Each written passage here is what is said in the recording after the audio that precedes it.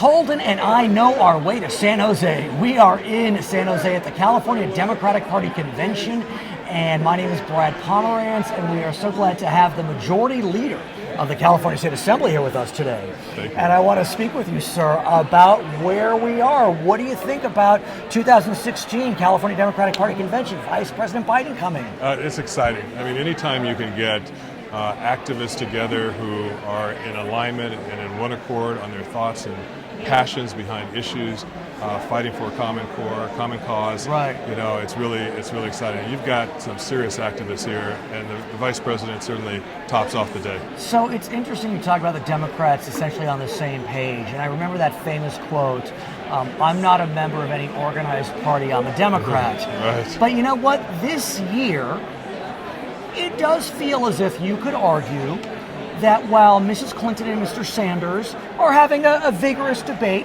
Right. they're on the same page. Right. When Right. you look at the Republican presidential candidates, I don't know if I could say that.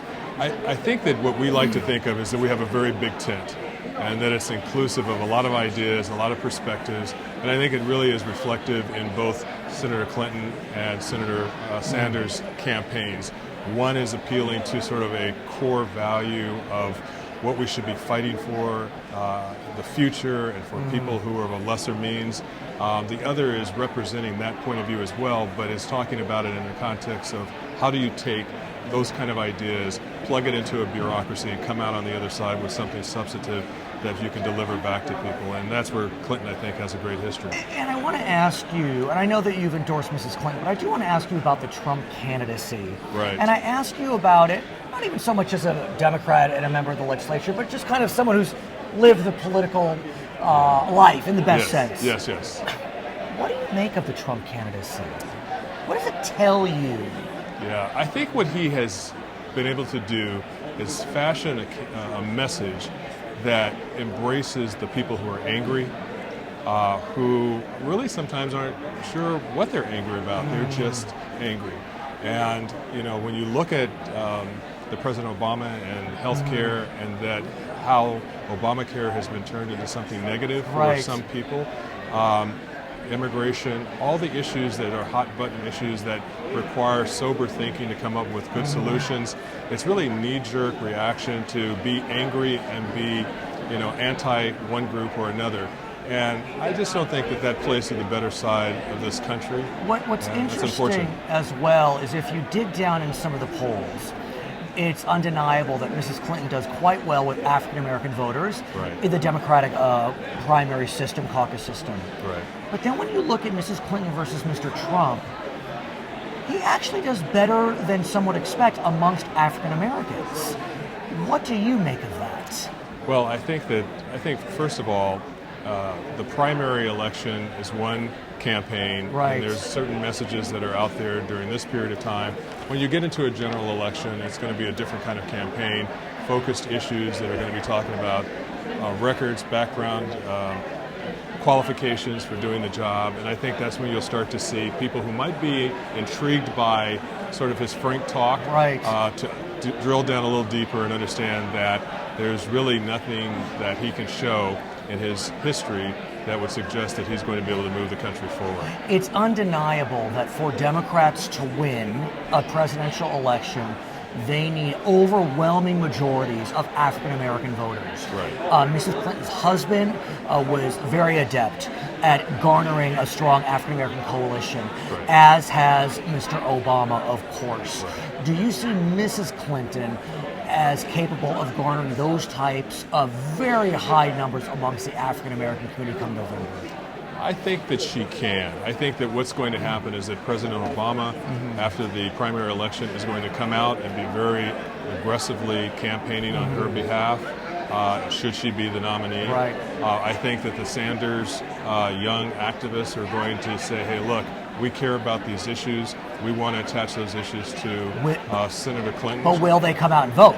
Well, I think that's going to be part of the problem, part of the challenge. Right. But at the same time, you have to look back at 2008 when Clinton and Right. Obama were sort of separated for a moment, and then the question was, will the women who were supporting or the supporters of Clinton, And they did come home. and they came home. They So did. I do think it'll happen.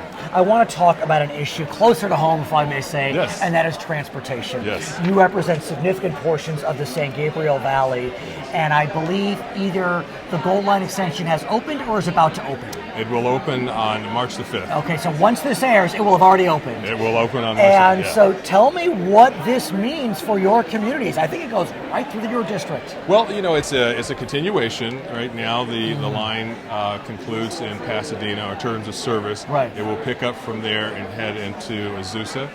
So we're very excited about that because then the next leg will be from Azusa to Claremont. That's huge. It's going to be incredibly huge. But it's really an indication that there's momentum Right. behind this project, that there's buy-in from regional governance to see that there's funding for the project. And that's what's exciting. And simultaneously, or close to simultaneously, the Expo extension will be opening in May. Yes. So that's on the west side of Los Angeles. So we're starting to see our system build out. But it does beg the question. Last summer, a special session was called on transportation funding, infrastructure. You know better than I, sir, that California says it needs $59 billion for state roads. Right. Locals need $78 billion for state roads. Out of the special session last summer came nothing. Right. And we're still at that point. Right. You're still in the special session. We're still in technically. the special session. There are a lot of different ideas about how to generate the funds. It is going to become a situation where we're going to have to make a commitment to spend more money to improve our failing roads and highways.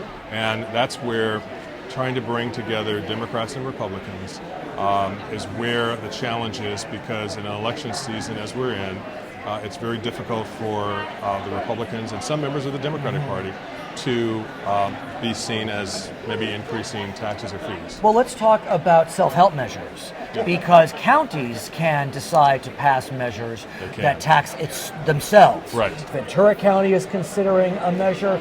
LA County is also considering a measure. Right. As you know, I believe it was in 2008, Measure R passed in LA County, just barely needed 2/3, it got it. Right. But then in 2012, Measure J failed, just barely with 66% of the vote. Right. What do you think will happen with regard to, do we have a letter yet for the measure in November? I don't think we do. I don't think we do. Okay. But there does seem to be a lot of interest and momentum moving towards a regional bond measure Right. for LA County. It's essential. And that's where the additional funding for the Gold Line would be embodied in that And it's measure. interesting, you know where I'm going, and with Measure J, one of the reasons folks felt it failed is because there wasn't gold line money in it. That's right. And when you lose 66.11%, all you need is another couple percent, hundredths of a percent To push it over the top. Yeah, one could say. So do we need, sir, are we at a point where we can't rely on Sacramento for transportation funding? No, I think that it's important. Well, rely on 100%, probably not. That's why it's important for regions to look at what they can do for their communities to try to find additional monies locally to fund major projects. But it is a responsibility for the state to have some kind of thought-out strategy that looks at funding sort of our bridges and highways and other What infrastructure. about, for example, an oil severance tax, or increasing the gas tax, or a mileage fee, or tolls? I go on and on. Yeah. All of those are going to be ideas that will be on someone's whiteboard, Right. and they will eventually draw lines through some of the ones that are probably going to be more controversial. But I do think, irrespective of that, we've got to come together, show leadership behind coming up with some funding ideas that will protect the highways and roads going forward into our future. His name is Chris Holden. He is the majority leader of the California State Assembly. We found our way to San Jose at the California State Democratic Party Convention. My name is Brad Pomerance. This is Charter Local Edition.